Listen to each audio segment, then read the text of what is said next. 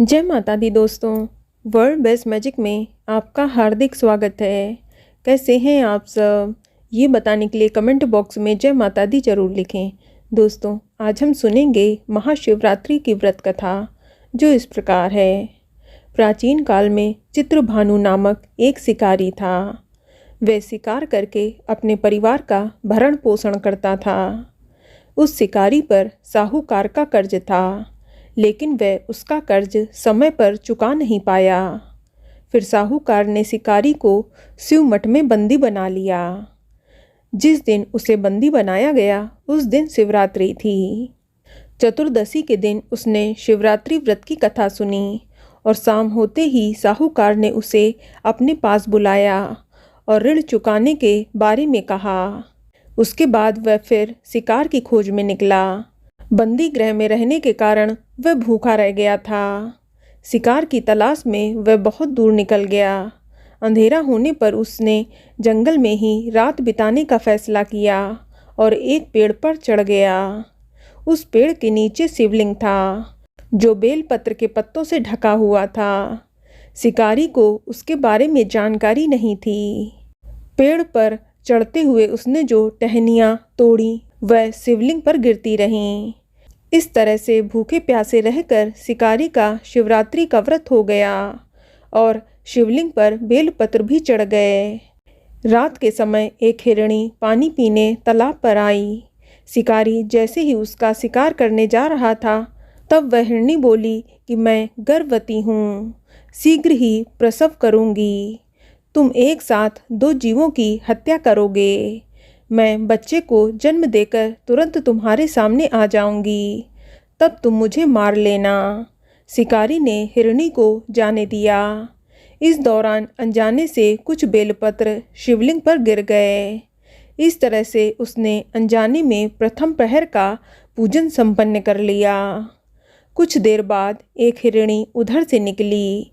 जैसे ही शिकारी उसे मारने के लिए धनुष बाण चढ़ाया, तो हिरणी ने विनम्रतापूर्वक निवेदन किया कि हे शिकारी, मैं थोड़ी देर पहले ही ऋतु से निवृत्त हुई हूँ, कमातुर विरहिणी हूँ, अपने प्रिय की तलाश में हूँ।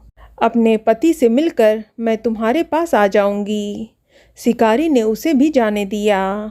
रात का आखिरी प्रहर बीत रहा था, तब भी कुछ बेलपत्र शिवलिंग पर जा गिरे। ऐसे में शिकारी ने अनजाने में ही अंतिम प्रहर की पूजा भी कर ली। इस दौरान वहाँ एक हिरणी अपने बच्चों के साथ आई। उसने भी शिकारी से निवेदन किया और शिकारी ने उसे जाने दिया। इसके बाद शिकारी के सामने एक हिरण आया।